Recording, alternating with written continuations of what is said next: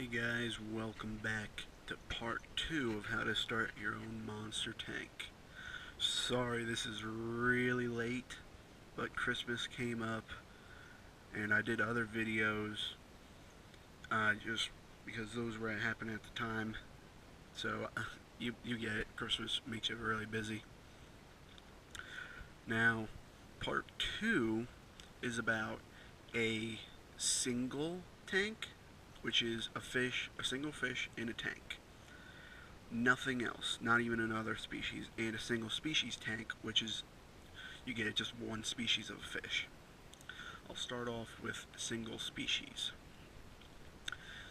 This consists of a species of fish that is just so mean it can't be with another type of fish, or it can be, but it's so limited that it really doesn't matter because you probably still can't really add it unless you have a lot of hiding spots. For a good example of this, I will use piranhas. Piranhas they are a single species tank because everybody knows about them. They have unbelievably sharp teeth, and they grow pretty decent size, like the black pacu or this red belly pacu here. I think I'm not 100% sure, but I think that's the biggest a red belly piranha gets. Maybe I'm wrong. I never kept them before, and I didn't really ever do any research because I don't want to keep them right now. I might in the future, but that will be years from now possibly.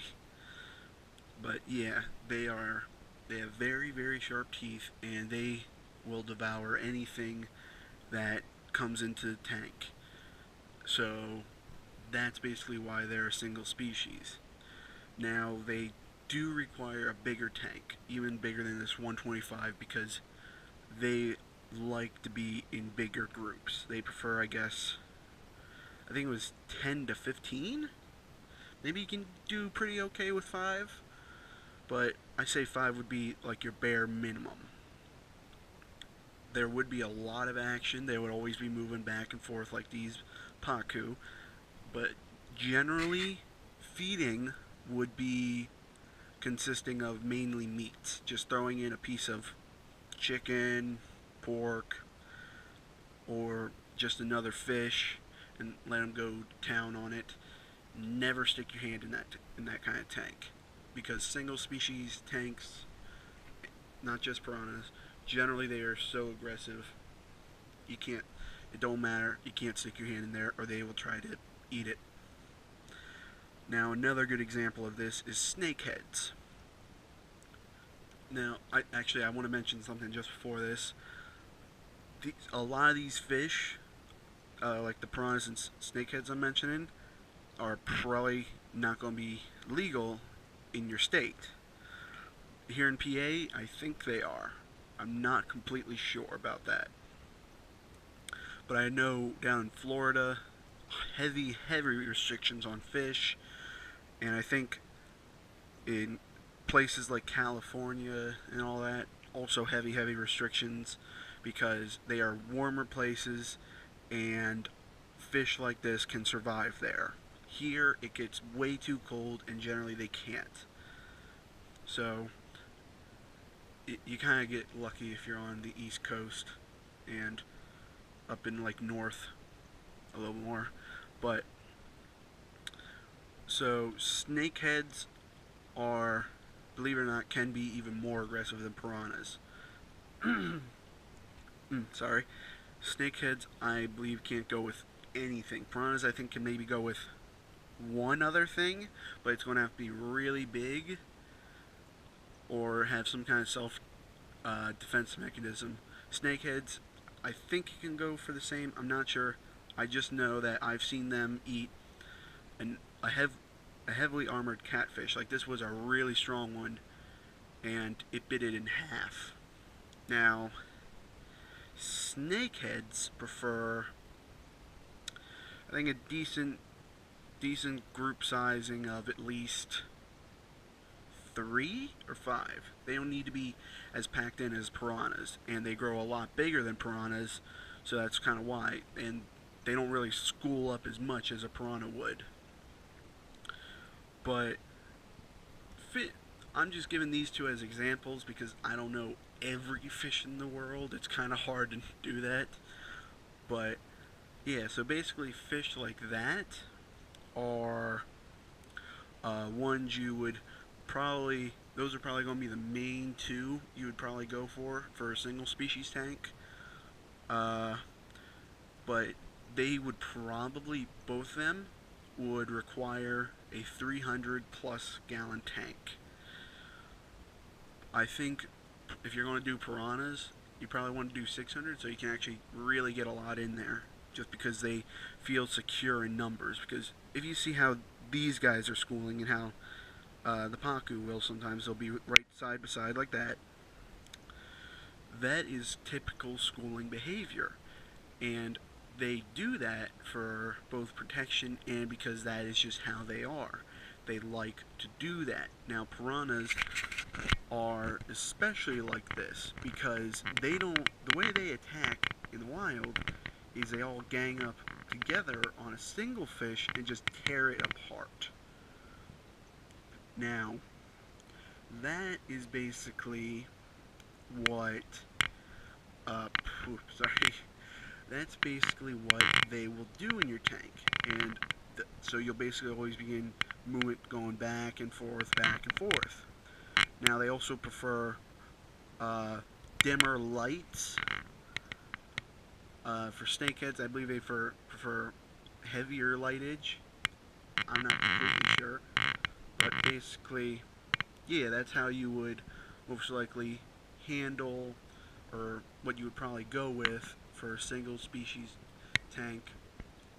I'm trying to think of something else for single species tanks, but I can't right now. Yeah, that's basically the gist of them. I bet there's a bit more information out there. So if you are going to go with a tank like this, do like your own research and what you want. I know red belly piranhas are actually pretty.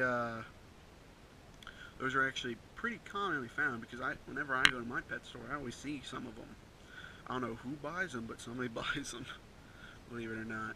And I would always suggest, if you're going to start out one of those tanks, never start out big. Always start out as babies and let them grow. And also do that with monster tanks like mine. I let all these fish, I got them all when they were like that big, about that big, and let them all grow out, except for that sun catfish. I bought him like that. Some fish, well, sometimes when they get huge, you gotta buy bigger fish to just so you can put them in there.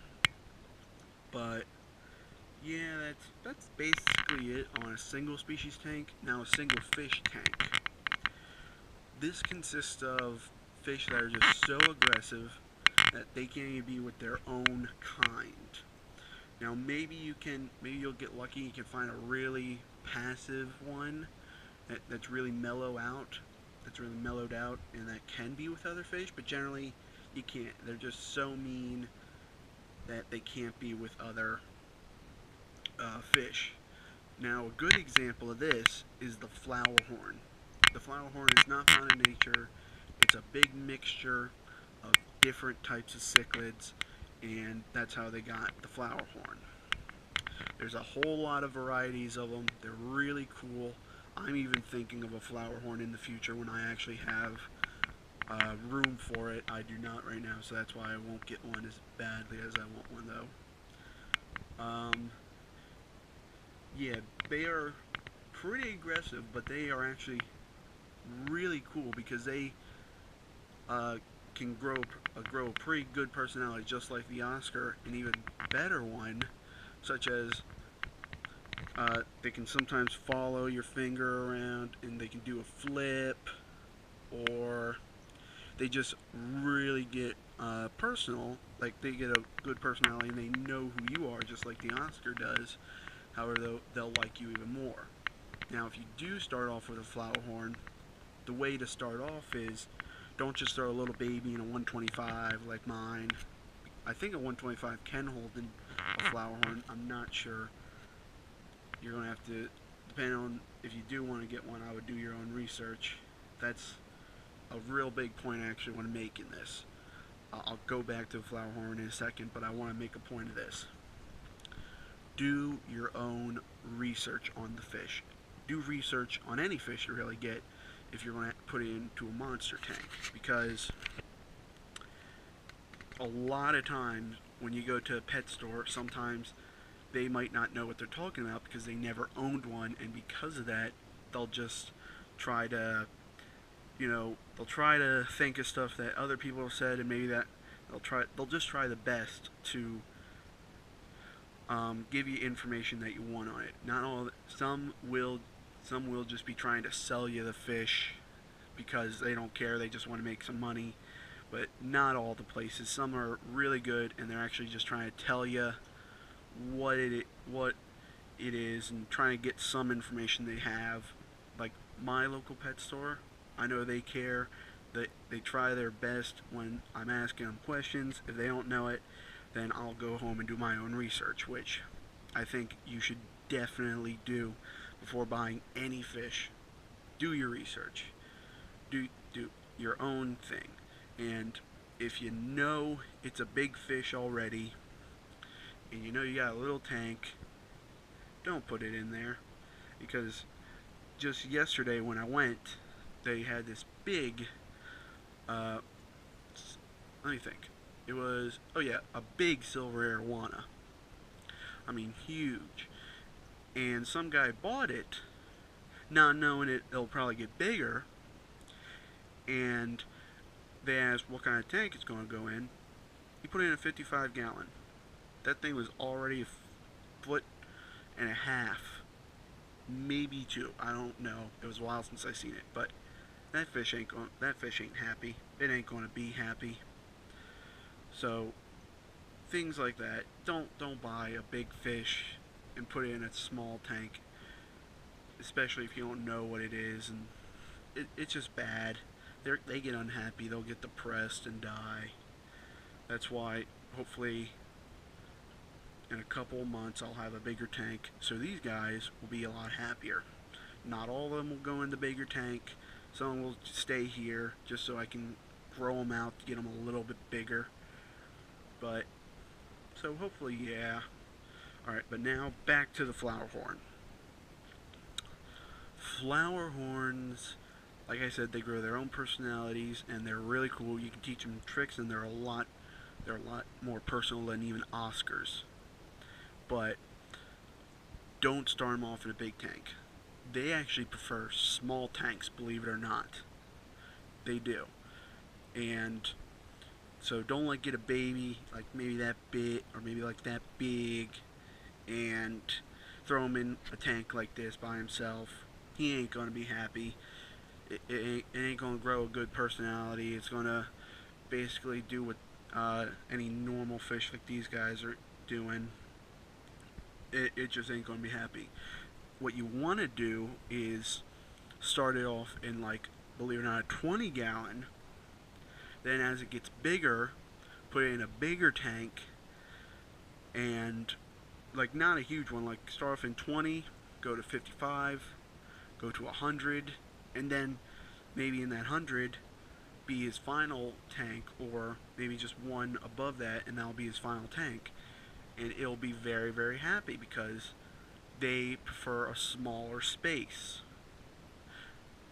So like if I were to have a full grown one, I don't know how big they get, so I'm not going to say anything about that, but I know they get pretty big. I would think he would be pretty happy in this tank because a full grown one, like I said, I'm not going to guess, but I would think a full grown one would be happy in this tank because it ain't that big. Yeah, that's really it on if you're going to start a monster tank, because those are really the only types you can kind of go with. But everybody's choice. Maybe you find some other way to do something or something like that, which will probably be really cool. As long as you like the fish that you're getting and the tank you got, that'll be good. Now remember, if I reach 10 subscribers, I'll give you a tour of my local pet store, and I'm trying to think. Ooh, I know.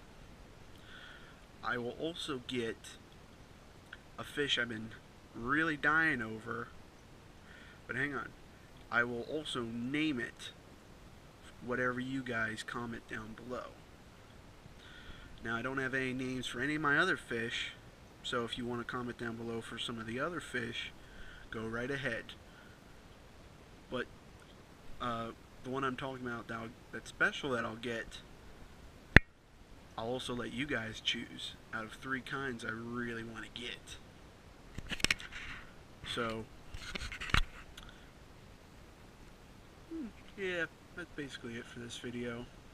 I don't really got much else to do because I actually gotta leave here very soon.